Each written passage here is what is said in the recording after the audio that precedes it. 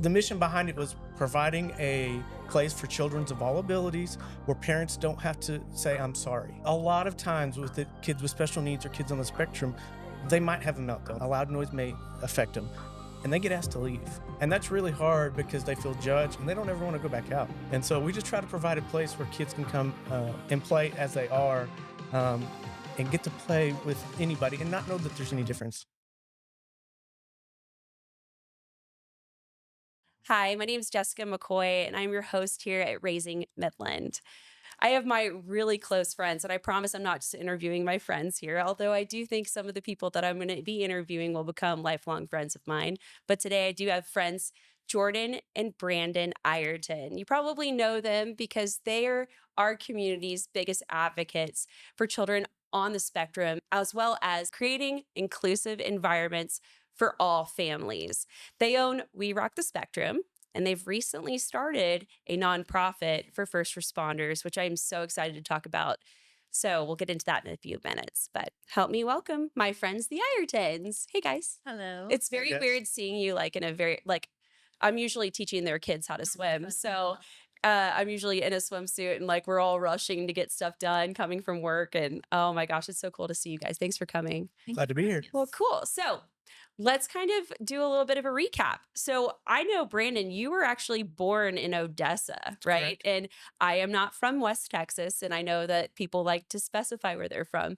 But, Jordan was saying that you were a NICU baby. I was. That's so fascinating. When were you born? Like what weeks? I was born at 29 weeks. And Wow. main reason I was born in Odessa was because they had a NICU. I Wow. think Midland Memorial did at the time. And so my mom went at 29 weeks thinking it wasn't that big a deal. And I decided I was ready to It come. was your birthday. I've learned now that I'm never late for anything. Never have been in my life. And I so, respect that. Very true. That's a good like character value. You know what I mean? yeah. And so 29 weeks, I spent some time. It was I wasn't released from the hospital till February. Oh, Middle wow. of February. Spent some time at Cook's. How many months was It that? was about 2 months, 3 months, actually 3 months. Wow. I spent about 3 weeks at Cook's, and had some things that they took care of, Uh-huh. and then flew back and stayed in the NICU until I got back up to a bigger birth weight. I was 2 Wow. pounds 5 ounces when I was born, and Oh so my gosh, that yeah. is so small. Yeah, and haven't looked back since. That's awesome. Yep. Well, I only bring that up because we're actually talking with Steve Bowerman, the president of Midland Memorial, and Russell Myers as well, who's the executive director of Midland Memorial Foundation. And they were telling me about how important the NICU has been in Midland for situations similar to yours. And they were actually, I've been in contact with their NICU. They're going to have a reunion at We Rock the Spectrum. Oh my gosh, no way. So all the NICU babies are going to come to We Rock the Spectrum. Mhm. What a cool way to like honor literally you coming into the world Yeah, it and was supporting other families. when I got the phone call, I was like, oh, that hit a soft spot on my heart. I That can't. is so So cool. we made it work, and I think it's in May that they're going to come. So we're excited about that event. Wow. We're gonna have to follow up on that. We That's will. really cool. And then so you were born in Odessa, and then like you had all these medical things happen, and then you were being raised in Stanton. So that's very cool. So, not too far away, but hop, Not at skip, all. and a jump. No, still West Texas. That's awesome. Came to Midland quite a bit. Now that we're older, Jordan and I discussed the drive back and forth. I was like, to me, it's nothing. I grew up just driving 30 minutes. It's nice, relaxing time to either talk to the boys or Yeah. get your thoughts together, decompress, listen to music. And so it's nice. I enjoy it. And I love Stanton. I love everything there is about it. I do too. It's very like Stanton. They have the Stanton Roadshow, like full of antiques and stuff like that. I love going there. Yeah, Trade Days is a neat. big hit. Trade days. Thank you. Trade Days is a lot of fun. We get a lot of notoriety for it. We also get notoriety for being few friendly people and a few old sore heads. Sore heads. Sore heads. It's more of a term of endearment. Love that. We'll get into that. That's right. I'm so like, I don't know, not being from West Texas, I'm like learning all these like little things. I was raised by people from up north, Yankees as some people call them. So it's very interesting to hear like all these like West Texasisms. And my father-in-law says them all the time. And I'm like, I just assume they were from Lonesome Dove because I love Lonesome Dove and he does too. So that's great. And I mentioned that because it really does matter in some of our other interviews that we have, just that there was a time and place where we didn't really have a lot of resources for young babies, Yep. NICU babies, preemie babies. And, it really does affect even people that are not even related to the medical field like you Yep. guys are. So let's pivot to you, Miss Jordan. Jordan was born in Odessa as well Yes. and was raised in Midland. She Mhm. went to Midland Classical Academy and then did a little bit for high school and then finished up high school at Midland High School. That's awesome. Yes. That's very cool. So remind me, I can't remember where you went to school, but how did you guys meet? Like, did you meet here? Did you guys meet at school? Did y'all meet um did you end up getting fixed up with friends? well, he lived in San Angelo at the time. Oh, cool. And I lived in Midland, and That's not too far. we actually met through eHarmony. Oh, I so love that. thanks, eHarmony. eHarmony sponsor us. That's right. Just kidding. Yeah, we never got to do a commercial before. I don't know if those are still on the air or not, but They should pay you. yeah, they should. That's cool. Anyways, and But isn't that so interesting? Like you can live in the same area. And I think sometimes people think with a small town, they think there's no one, like my brother-in-law, sorry, Nick, I'm putting you on blast. But like you kind of think in your head, there's not a lot of people here. And then you end up meeting the love of your life. Mhm. And it turns into this wonderful business and legacy that you guys have. Like I know your mother still is around town too. Is your family still here? my family's here too. My dad and mom both still live in Midland. That's so awesome. it's been really great to have both of our families local. That's really cool. We are very blessed by both of our families. I know. My family actually moved with me. Oh, that's amazing. So, Yeah. only child, and yes, I fit probably a lot of the stereotypes that you think. But there's something to be said about having a village, but I have a lot of empathy for people that don't. Mhm. So let's talk about that. Let's get in the nitty gritty. The reason why I asked you guys to come here is because one, you're one of my two favorite people, but also because you guys have a unique story with both of your kiddos. You have a son who's on the spectrum, and you have Henry, who's a crazy little 3-year-old who's so funny, going on 45. I Yes. think we all have a 3-year-old in our lives that we've known who likes to kind of run the show, Yep. So I want to kind of get into that. Let's talk about your business, Okay. because I think that has everything to do with Hudson. Hudson's your son who's on the spectrum. And in my world, in your world, we call them kids who have special abilities. Yep. So tell me a little bit about what inspired you guys to invest in the We Rock the Spectrum franchise, and why'd you do it? Well, several years ago, I think it was early or late 2021. Mhm.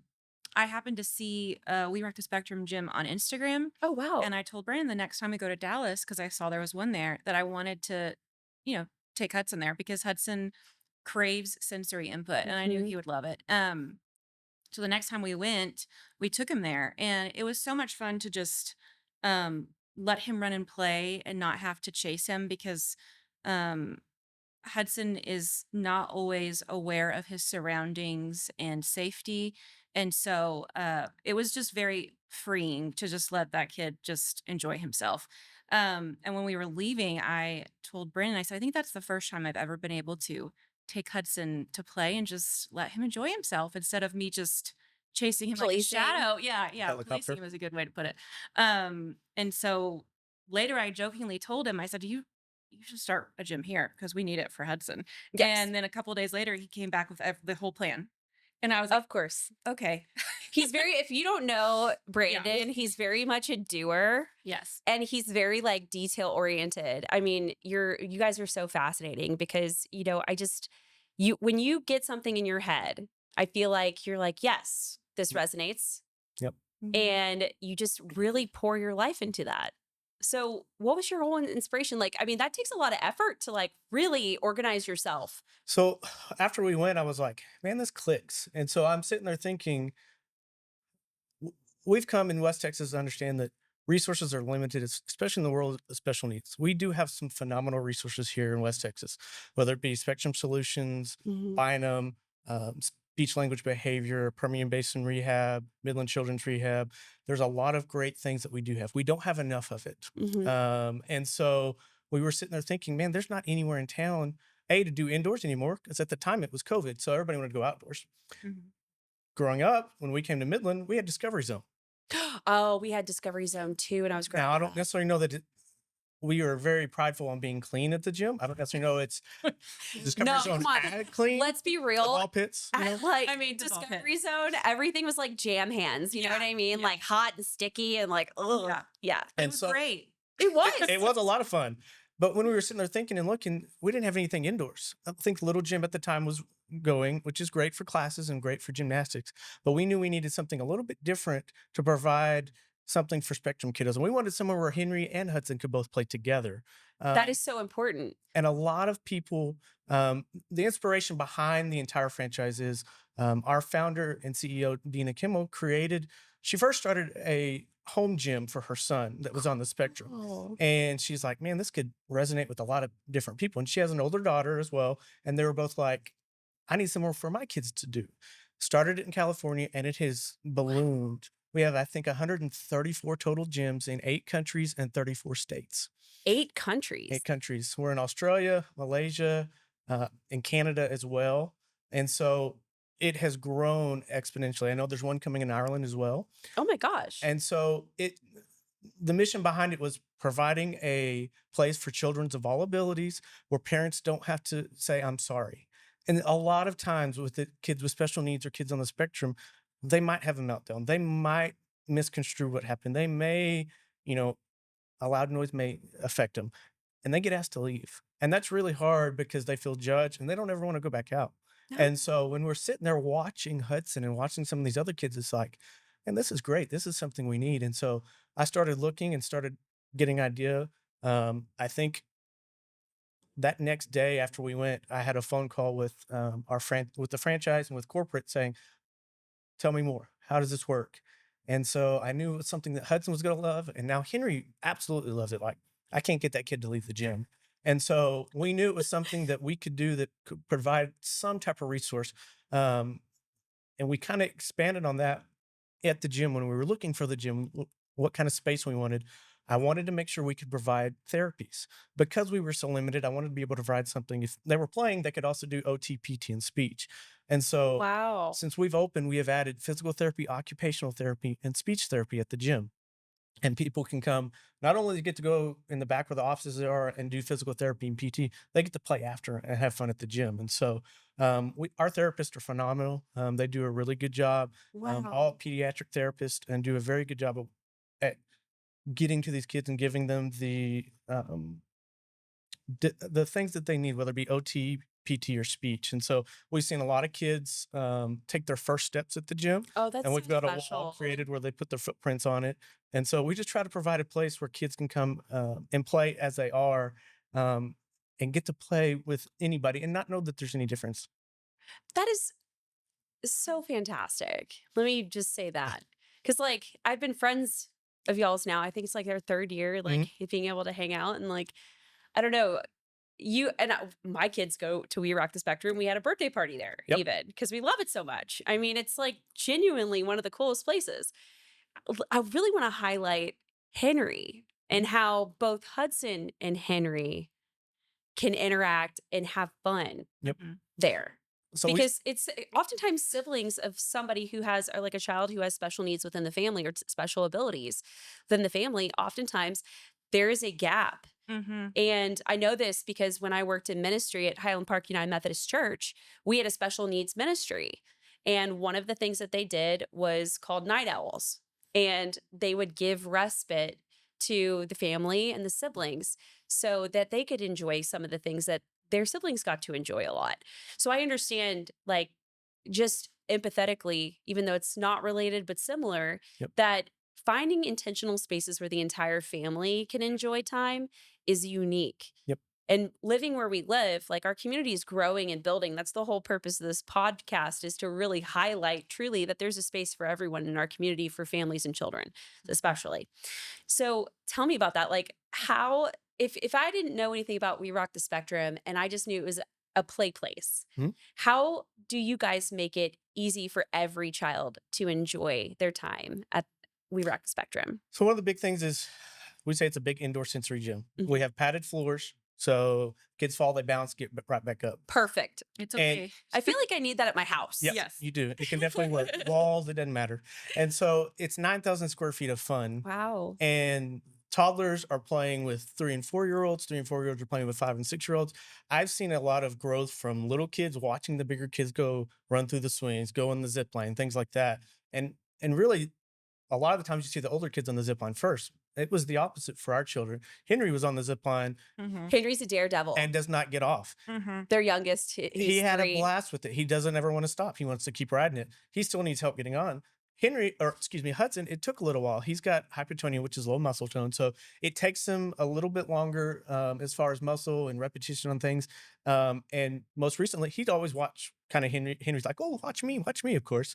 And Hudson would kind of watch and do his own thing with the swings. But Hudson's like, oh, I want to do that too. And now Hudson's at the point where he can ride the zip line by himself. And that was Wow. a big deal for We him celebrated. in physical Yeah, therapy. that's Like, a that's a big big deal. difference. So Yeah.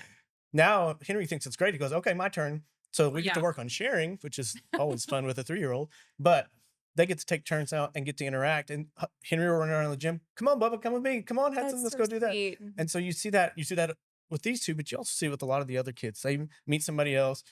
A lot of the time I see Yes. Hudson's nonverbal. Mm-hmm. Now, nonverbal doesn't necessarily mean that he doesn't have noises. He just doesn't speak. He communicates quite well, Mm-hmm. very well.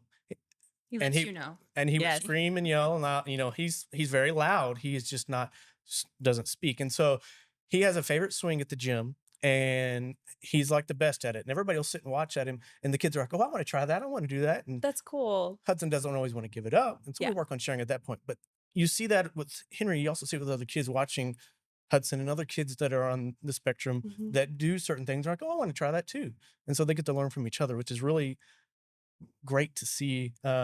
When I'm sitting there watching and just watching my son play, because it's like, is he gonna? The questions of, is he gonna have friends? Is he?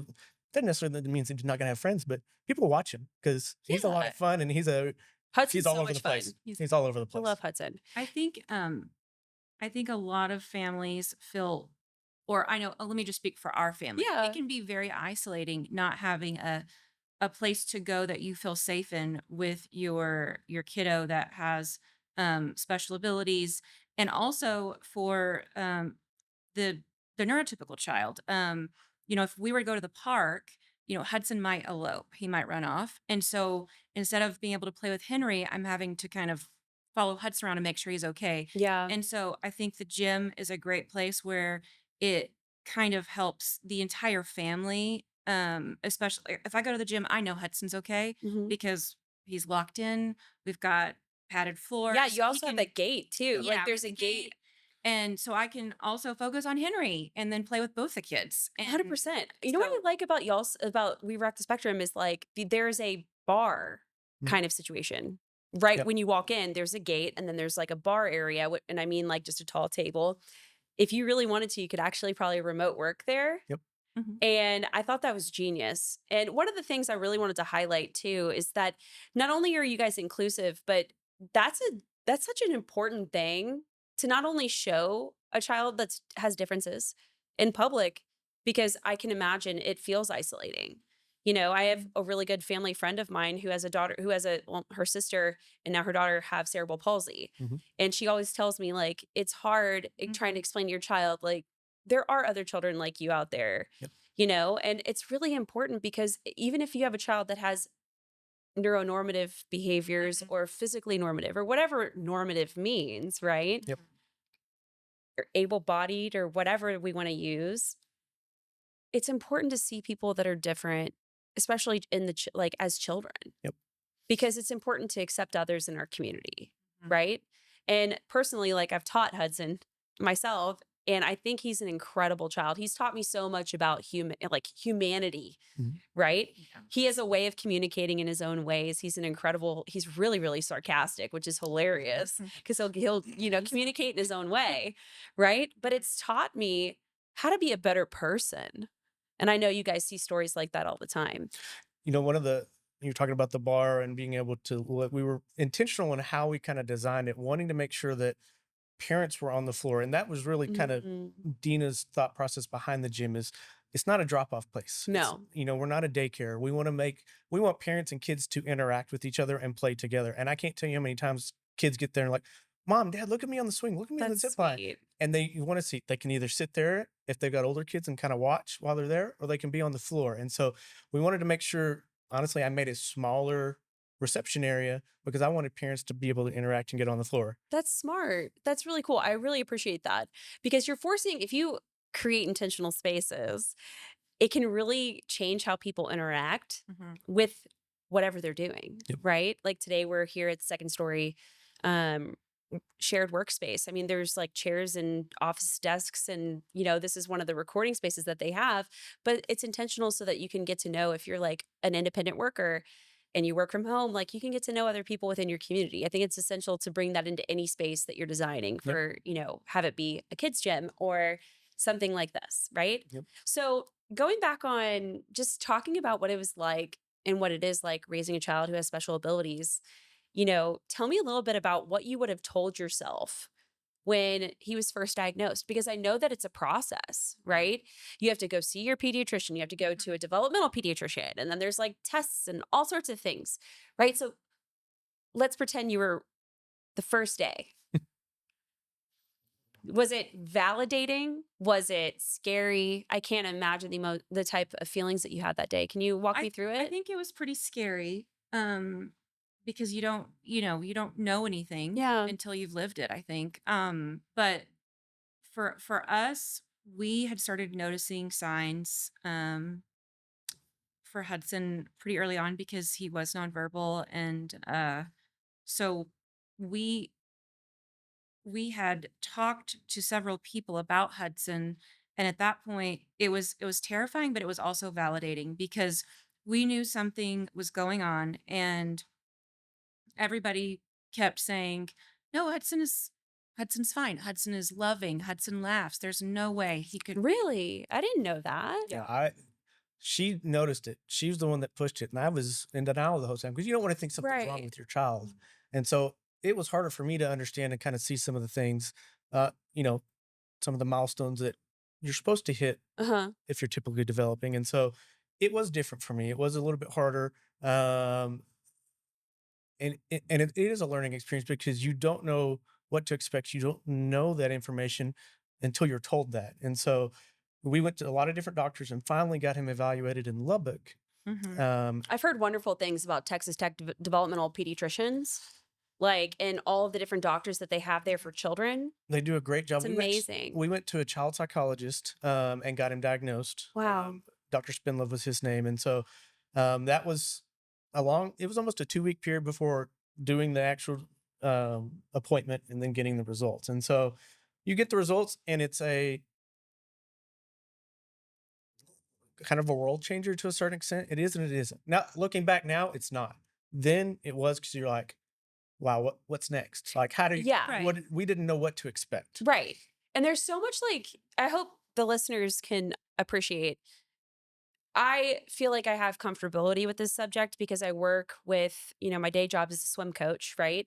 But also, I have disabilities myself. And while they're not, it's like apples and oranges, right? I have dyslexia and dyscalculia.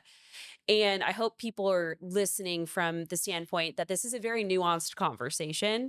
And some of the words that we are using, we're trying our best to communicate and articulate what's going on in the best possible way, right? Right. So, for instance, like, I think it's important to understand that when you first get diagnosed, like for me, my dyslexia and my dyscalculia, I was really struggling in math, like really struggling. I mean, my math is like at a second grade level to this day. Mhm. And I've gone through remediation. I've done everything there is to man because my mom was a teacher. So you better believe she had an IEP. You better believe she had a 504 modification plan for me. I've known how to advocate for myself since the day I got diagnosed. But there is such a level of complicated feelings that go along with that. Hmm. Was it nice to know that there's a reason why my math skills are so terrible? I hate to, again, nuanced conversation. I'm not dogging on myself. Yeah. But what's interesting is along with the diagnosis comes nuance, right? Mhm. For my dyslexia, I was overperforming, but I still had severe dyslexia. Like you would think for somebody who's reading really well, that there wouldn't be a disability, but there is. Mhm. So what I'm sharing my story only to say that like even when you get first diagnosed, you don't really realize that that's just the tip of the iceberg. You start to learn so many different things. And I know because on a personal level, you guys have shared with me, like you start to learn about your sensory needs for that child. Mhm. Earlier you were talking about Hudson's high sensory needs, right? So let's talk about that because I know that your entire gym Mhm. accommodates. And accommodating is like the key here. Yep. And the key word that I want to focus on is how does We Rock the Spectrum accommodate for those families that may have just been diagnosed or families that are 15 years into this? What are we doing to help those children be able to, I guess, lean into their diagnosis? Because there's this theory of unmasking and masking. Mhm. Mhm. And for children who, and tell me if I'm off base here, but for children who have autism, oftentimes in order to live in the real world, right, they have to do certain behaviors like most people, right? And that's why your whole like slogan is a place where you don't have to say you're sorry. It's because they get to unmask, right? They get to unmask. They get to be them. And It's a form of accommodation. exactly. A lot of the time we see kids and they finally get to play like they want to play. If they want to play with the dinosaurs and line them up That's all they by want to do. color, Mhm. Awesome. they can do it. If they want to come and do every single puzzle like Hudson does, come do it. If they want to do the same swing, they only want to jump on the trampoline, only do the rock climbing wall. There are no rules other than some safety rules. Yeah. But there is no specific, hey, you have to do this, you have to do this. They get to play like they want. And that's the freest kind of play. And really, it's a universal language between kids because they're like, oh, let's go try this. Oh, let's go do this. And they can play and they don't know 100%. there's any difference. And so it provides parents to say, okay, my kid can finally run around like a crazy child and not do it in my house. Um, or they can climb on something and hang off the side and be okay. Not always going to encourage hanging off the side, Yeah. but they can ride the zip line and hang off the side and be perfectly fine because things are padded and everything like that.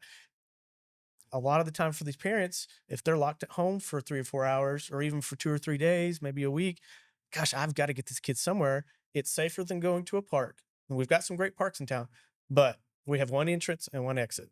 And we man it and we watch it. And there's padded floors. Yep. We have first aid kits. We have ice kits, ice packs all the time. And we've got band aids for everybody just in case.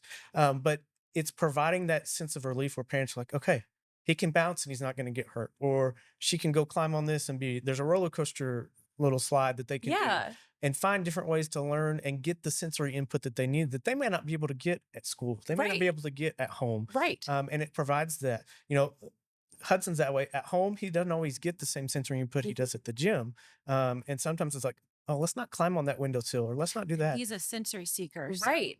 Let's talk about that. So, for our listeners who may not know, there's usually, generally speaking, and I'm talking 30,000 foot view here, generally speaking, every child has sensory needs, Mhm. right? And in order to basically, sometimes behaviors can manifest because of a child's lack of access to sensory input Mhm. or lack of sensory input, right? Because you can be sensory avoidant or sensory seeking, generally speaking, Mhm. right? And I know in the community with healthcare providers and OTs, like occupational therapists and PT therapists, physical therapists, they talk about this a lot, right? Not just with children who are on the spectrum, not just with children who are on, like, who have special abilities, right? Every child has their own, they have to have their needs met in order to develop their brain properly. Yep. So Mhm. when you're going to the gym, not only you're accommodating children who are on the spectrum, but you're also engaging children Mhm. in different ways because their brains need to be hit in different areas. And I don't mean physically hit. I just mean their brains have to light up in different areas for them to fully grow. At least that's my understanding, right? You're right. So let's talk about that. I can't tell you how many people that when I explain to them about the vestibular system and why it's important to activate your vagus nerve and why that is important to your child's development. Let's talk about that because you guys have a giant poster Mhm. at your gym explaining. And I love that you have access to resources so parents can be educated about that. So tell me. Yeah, we provide that poster that tells you everything of what input they're going to get. There's push and pull. There's jumping up and down. There's falling, Mhm. which works on different type of reflexes and things like that. each swing, each piece of equipment has been thoroughly thought out. I wish I said I could do it, but thankfully I've just taken what the franchise has given us and run with it, and provide that resource. And so some of the swings aren't always seen at everywhere else. You know, Uh-huh. we've got the bolster swing, we've got some spinny swings that I swear some of these kids never get dizzy and will spin and spin and Yeah. spin and spin and spin, Wow. and it's so comforting. Much like you with swimming and in the water, Yep. that's their comfort place. They want to Yes. spin or they want to be underwater, and Yes. so it relaxes them. And so it's finding what is their niche, what they want to get for their sensory input. Uh-huh. Some of it's doing the roller Rocking coasters, the rocking, the or climbing moving. dome. Some of it's sitting in the hammock swing, which is very comfortable, and we've had kids fall asleep in it Oh, before. sweet. But it's just It's one of relaxing. Hudson's favorite. It is one of Hudson's favorite as well. But we've got a horse swing, we've got a big sit-up swing, and every kid finds their thing that they want. And I always say at first, there's so much that they're going to see that they may be a little overwhelmed at first. Yeah. When that happens, we've got a calming room as well. So if kids do get overwhelmed, if parents get overwhelmed, I get it. Dealing with kids on a daily basis sometimes can be a little overwhelming. And That so, calming room, like I want that. you know, in we've my got house. the bubble wall is a Mhm. great It's addition great. to that. For people that haven't been there, can you describe what it's like? So we've got a calming room, which is kind of away from our main gym area. That is a dark room. We've got black film over all of our windows. It has got little soft foam couches, kind of like a nugget, but it's got vinyl on it. So Easier to comfy. clean. So We have comfy. fidget toys in there, and then we have a big bubble wall that changes colors and is very mesmerizing. And if you Mhm. want to relax, you can. And we also kind of have another area that's more an OT's dream, Uh-huh. which is a Lego train building room that kind of Cool. serves as a secondary calming room for some because they can go and sit there and it's quiet and they can build. Mhm. And so not only are they getting some of the swings, some of the bigger sensory movements, but they can work on some of their finer Fine OT motor skills. skills as far as pinching and putting things together and being able to build, whether it be swords or castles or new trains. We get a lot of different creative kids in there that I walk in there, I'm like, man, that's really cool. I like that idea. And That's so so they always want to amazing. show it off to everybody. So we really like having that room as another kind of outlet other than just the calming room when it's got the bubbles and things like that. 'Cause sometimes it's needed. I've walked in there, I'm like, okay, I need a minute. So Yeah. it's not just for kids. We do allow adults in there as well. But it's also, you know, I mean, as a parent, we ourselves get Oh overstimulated. yeah. Correct. And I think that there's a big conversation around this too, amongst, I feel like more people are talking about it within parenting groups or pediatrics at least, or, you know, childcare providers or services like how we provide for for families and children, that we're noticing that more parents are understanding their own sensory needs. Mhm. My husband and I, for instance, we're both the type of people that we're, I would say, sensory avoidant. So if there's too much music, if there's too much loud kids, we will put on our headphones and listen to like a podcast while we're like making dinner. Obviously, like we're paying attention to our kids still, but sometimes you have to accommodate yourself as a parent. So I'm going to ask you, like, going off of the last question that I asked regarding like what would you tell yourself as a parent when, you know, Hudson was first diagnosed? I'm so curious to hear on that note, what have you done to accommodate yourself amidst, you know, his diagnosis, but also it seems like your gym is amalgamation of accommodating Hudson. How have you accommodated yourself as a parent? And because I feel like we need accommodating as parents as much as possible, right? Mhm. It's a stressful world to live in. So tell me about what you guys do for yourself. You can go first. You're like, nothing. You know, I'm I going. know, I same don't girl. really know how much we do for ourselves. You know, I like to read, so that's kind of my escape. Nice. And there's, you know, we are definitely guilty of there just not spending enough time for ourselves. But I definitely think for me, my escape is reading, but also, I am definitely uh, sensory avoidant. And so Mhm. normally I will escape, you know, into my room for a minute and take a minute if I need to. My people. Uh-huh. Yes. He's not that way. No, so for me, I cook normally, do Cool. barbecue. That can be really soothing, especially because you're nourishing your body with like food, but also it's kind of meditative, like cutting and Yeah, I think it's the It routine. is for him for sure. Yeah, I Yeah. absolutely love it. And then sports, I can zone out on sports and kind of share that with the boys as well. That's great. and then you can try to play golf and go hunting when I can, things like that. Just try to do when the time is right. Well, on that note, right? You have to set up your kids to be exposed. Mhm. But I feel like that might be difficult sometimes because the world is not really meant Mhm. for people that are different. I hate Right. to say that. Yeah. Like, again, nuanced conversation, right? But for instance, like having a 504 modification plan or an IEP, Mhm. you have to, that's a federally protected Mhm. modification system, right? For children. But in the world outside of school, inclusiveness is something that I feel like is not intrinsically within people, right? Mhm. We typically, I feel, we're built to be in community with others. But sometimes it's hard to create the places and the spaces for children to be included. Mhm. So what do you think are the roadblocks to inclusion? Just including people of disabilities or even just including children like Hudson. I think the biggest thing is just a lack of knowledge. We talked about when Hudson was diagnosed, not knowing. And Mm. really, when a child is evaluated, I think that's the biggest first step in understanding potentially ways to help your child. Yeah. And when you get evaluated and get a diagnosis, it opens so many doors to education and things that you didn't have maybe a week before that. It opens doors to therapies that you didn't understand or maybe didn't know could apply to your child. And so when you look at some of these kids, and I see it on a firsthand basis. I've got a diverse staff of kids. Some of them on the spectrum, some of them have different disabilities, Mhm. and I couldn't open an inclusive gym and not hire kids that have disabilities. And so that's big for me to have these kids that have, and like I said, some of them have never had a job before because no, Sweet. Let's talk about that. Because this summer, I learned that you guys were hiring like special needs teachers Mhm.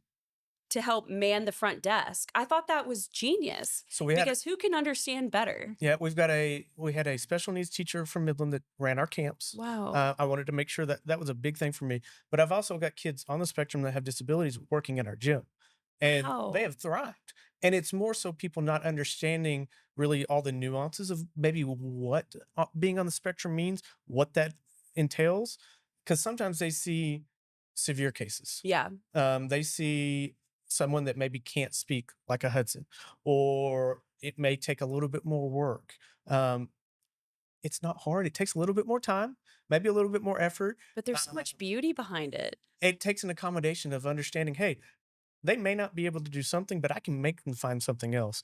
And that's what I tell them all the time. Look, you tell me if you can do that, we'll give you every opportunity to do it and every accommodation. If not, we will find something else for you to do. Yeah. I want to give these kids every chance to be successful because that's my kid I'm looking at in 15, you know, 10 or 12 years. I want him to have the same opportunities. That's a really good point. And Mhm. so we are open about Hudson. We are open about his diagnosis and what we go through because everybody needs to understand that it's not a disease, it's not something, it is a cognitive disability, and every single one of them that is on the spectrum, it affects them in different ways. You're never going to find the same person that has the same characteristics. In the world of autism, they say when you meet one kid on the spectrum, you meet one kid on the spectrum. Mm. Every single child is different. Every single one's going to have a different characteristic. They're going to have a different type of sensory need. And so it's not any different than typically developing people. Yes. They just have a medical condition that maybe they need a little more help with. Maybe they need a little more time on things. Right. They learn differently. They see things differently. Hudson sees things differently, totally different than what I see. And it's always fun and interesting to see things differently through his eyes when he like puzzles. There's a certain block puzzle at our house that he is a master at. Like it changes different shapes and you put it back in a block. Jordan spent the last week trying to put it back Girl, I together. couldn't do that. Oh, And she's I like, can't. Hudson, come put it back together for me. Like, Me I too. want to see you do it. And he's like, that's "Boom, boom." insane. That's so cool. Their brains work differently. And that's all it is. The brains work differently. Wow. And once you realize kind of communication ways and understand that it may take some patience, it may take a little bit more time, they're great individuals. There's nothing wrong with these people No. intrinsically. Like, they're just like you and I, they just have a disability. And so Yeah. we wanted to provide that not only for the kids, but also for anybody that needs a job. I was big on that, and especially in our summer camps. If Yeah. I'm going to provide it for kids with special needs, I need to have somebody other than myself that is trained in that in that realm. And so we wanted to make sure it was safe. We always want to remind our special needs parents that, come on, we're not going to judge you. I promise you, anything that has happened at that gym has happened to Hudson. We Yes. have had he's thrown up. Yep. He has stripped naked and run through the gym. Happens to the best of us. You know, we've had it all, and it's not ever going to hurt my feelings. I'm not ever No. going to complain about cleaning something up. We're there to help them and try to provide a place for them that they feel comfortable to allow their kids to come play. But I think even when you're talking about being inclusive for kids just outside of the gym, I think it also takes a level of thoughtfulness and preparation for everybody. Henry has food allergies, Mhm. extreme food allergies, but he wants to be included too in fun stuff. So we're going Yes. to a birthday party later today. One of his little besties' moms called me earlier this week and said, "We're going to have this at the party. What can he have?" That's so And, nice. she thought ahead of Henry, for Henry. That was so sweet. And then we talked it out. I'm going to bring, his cupcake to kind of match Yeah. their cake. And, they're going to have cake pops. We have a chocolate pop for him. Just, thinking one step ahead. And Consideration. consideration. Yes. Can I make an observation? You know, I have a lot of people in my life that are older because I grew up with slightly older parents as an only child. You're privy to conversations that maybe children, if I had siblings, I probably wouldn't be as concerned with.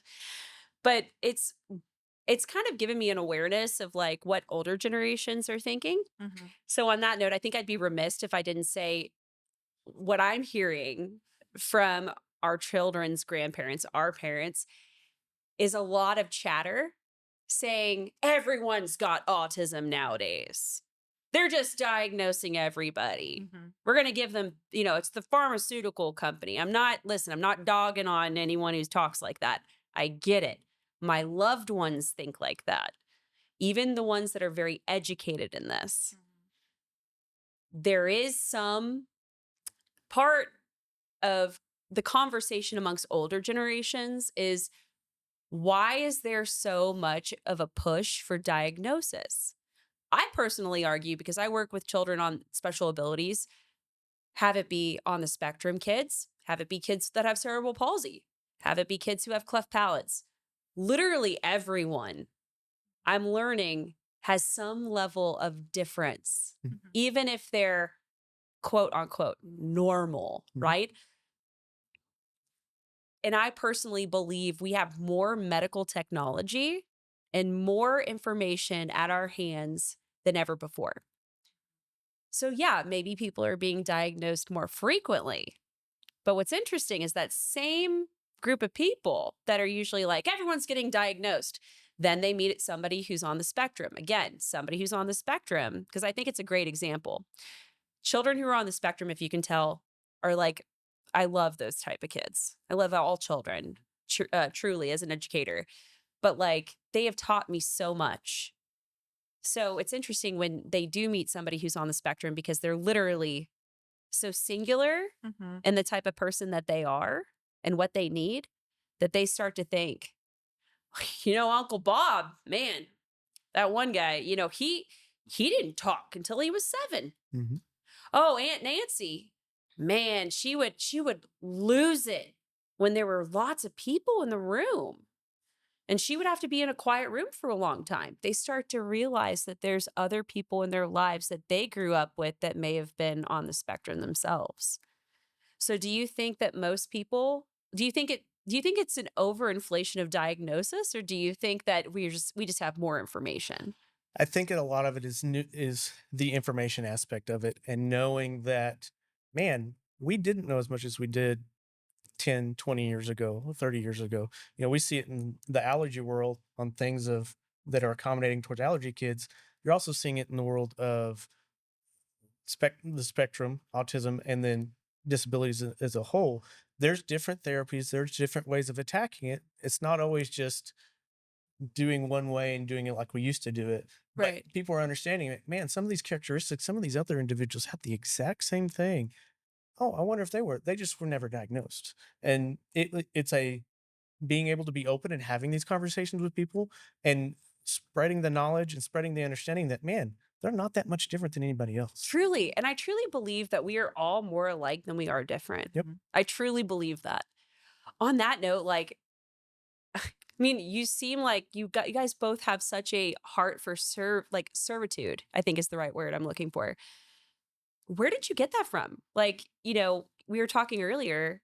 I think I have an idea, hence the plug. But, you were talking about your dad, Mhm. a volunteer firefighter. Mhm. You want to talk about that organization that you guys Sure. started? So yeah, my service attitude is mentored from my parents, both of them. Always involved in the community, always involved in the church. My parents' house was the house that was open for everybody. Everybody was always welcome to come over and play. So fun. Wanted to You had be the that fun place. house. We That's did. so We did. cool. We had a pool table. We had a lot of video games. It was a lot of fun. But my parents wanted to know where we were. They wanted to provide that Better house. underneath my roof, and I Correct. knew where you were. Or if we had friends that didn't have that same potential or be able to do the same things we did, they Yeah. wanted to come over. Didn't care. So Anybody could nice. come over and hang out. And so my parents were always involved in the community. My dad was a volunteer firefighter. My mom has volunteered with the church for many years, and always involved with the school district, always and things like that. And so in 21, as a firefighter, my dad went on a call in August of 2021 and was killed in the line of duty. And so after that was going on, we received a check from our local fire department. And we were sitting there thinking, what if this had been 30 years ago? And my mom would have had 3 kids under the age of 10. Now, she had a bachelor's degree at that point, but she was a stay-at-home mom while we were in school Yeah. for some of it. And so we were thinking, how else are other people affected, especially first responder families? And we've learned that when you're in the line of duty, you get certain benefits, like a death benefit from the state and the federal government. Well, if first responders are becoming more prevalent and passing outside of the line of duty, whether it be health or whether it be mental issues or anything like that. And we're like, man, those families are hurting.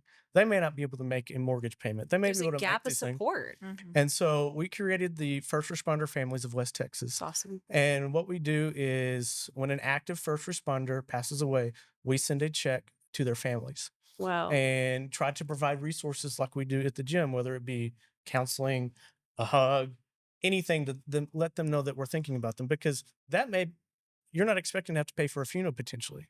No. And since we started, we have helped 5 families. 4 have been outside the line of duty and 1 have been inside the line of duty. Wow. And it is hearing these people and them saying thank you. It's like, ah, I, it's why we're doing it. We want to be able to help first responders. They mean the world to us. Obviously with my dad, but I've gotten to know so many more. We cover 25 counties in West Texas. Wow. And potentially could grow if that gets to that point. But we try to cover West Texas, our home. Yes. And so it's the 25 counties. We've got some fundraisers going to happen with the golf tournament and things like that. But really, it's us being able to give back to people like my dad. Because if this had happened to somebody else in our community, my dad would have been the first one pushing this. Or even to your own family. Correct. When you and your brothers were younger Yep. and your family was just starting out, kind of like our age. Yep. Mhm. It would have been totally different. And so it's a way for us to keep his legacy alive. And his legacy was big on serving others, giving back to our community. And so we're able to give back to not only Stanton, but West Texas as a whole. And that's big for us. We want to be able to carry that on and be able to help other first responders and their families, because they do make a sacrifice. They were first for so many people, and we want to be first for their families. When do you guys sleep? You sound so like, He functions on little to no sleep. 3 to 4 hours. I sound think good. once you have Yeah. your first child, Mhm. you're like, okay, this is just what it Yeah. is. I'm not sleeping very much. Yeah. But I say that obviously to be humorous, but it's truly remarkable and humbling, quite frankly, to be able to interview so many people that truly, truly care about this community and they want to make an inclusive environment, have it be for children, have it be for first responder families. I mean, what a unique situation, right? We were talking previous to when we started recording, what a gap that there is, right? There's only so much that, workman's comp can cover. Yep. And you guys were telling me that stuff freezes up, like when they're trying to figure out what happened and how things need to be distributed. So it really sounds like you're really meeting a need. Yeah, there's a lot of gap normally with like life insurance can take a little bit of time. Wow. Any type of benefit that you're getting, whether it be a line of duty or anything like that, there's going to be a little bit of time before they get. We're normally sending a check within a week of finding out Oh if my before. gosh, what a So blessing. it's within the first 3 to 5 days, and that may be able to help with a mortgage payment, a car payment. We don't care how they spend it. Wow. It's for that family to use as they see fit. Well, that's wonderful. I mean, you're producing so much hope as it is. I feel like because you're adding to a solution and like basically filling a need for so many people in our community. But I always like to ask this question towards the end of the interview, asking what gives you hope about our community for specifically when it comes to children and families? I'm So sure you see it all day long, right? I do. When I see kids being able to play, specifically with Hudson, but also other kids on the spectrum and disabilities, and they not know there's anything wrong with anybody. Um, there's a picture that we got from one of his teachers the other day that said Hudson with his gen ed friends, and they were hugging him, and they love every time he walks in, they're like, Hudson, hey, That's and so Hudson cool. enjoying being in there with the class. Those are the things that give me hope because these kids don't know any different. They see it as somebody just like me and getting to go play. Okay, maybe he doesn't talk. Maybe he uses a tablet, which a lot of kids find really cool that he uses a device to talk with. Come in with an awesome tablet. And Come so on. there's ways that it bridges the gap and they play and they don't know any different. And it's such That's a awesome. fun thing to see and so reassuring and heartwarming for me because I get to see it every day at the gym and they're like, oh, these two kids play. This one may have autism. This one may have some type of other disability that we don't Yeah. even know. And they're playing and nobody knows any different. And so it's be able to provide the inclusion. Inclusion is so big for these kids of all abilities to be able to play together because when they get older, they start deciding, oh, I don't want to be around that person or that person is kind of scary. These kids don't know any different. These kids with autism are just like everybody else. Kids with the special abilities are just like everybody else. They just may get around in a wheelchair or have a tablet to talk with. And so it provides them the place to play.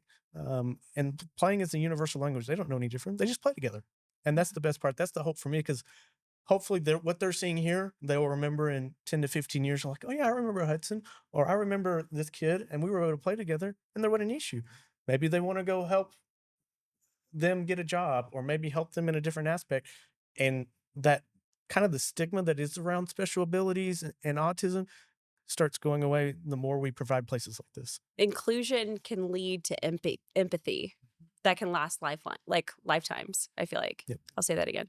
Inclusion can lead to empathy that can last for a lifetime. Truly. And I think it's so important that what you guys are doing. So that being said, I think it would be really helpful to our listeners if you guys could tell us how can we get in touch with you to have if somebody wants to sign up their child for the gym or even maybe donate to the first responders fund that you have. So if anybody's interested in the gym, you can go to werockthespectrummidland.com or on Facebook and Instagram, WRTS Midland. We post our schedule. We're open 7 days a week, normally Monday through Friday, 9 to 6. Saturday, we guarantee open play 9 to 12 in the morning. That was one of Jordan's big things. She's like, Seriously. I'm yes. working until 6 o'clock. When am I supposed to go play with the boys? So we guarantee 9 to 12 as far as open play. And then we have birthday parties on Saturday and Sundays. All the information's on there. And then anybody that wants to know more about the first responders family, it's firstresponderfamilieswtx.org. We're also on Facebook and Instagram as well. Provide some of our updates and things like that. Thank you so much, guys, for coming. I appreciate it. Thank you for having us, Jess. We appreciate it. Thanks. See y'all later. Bye.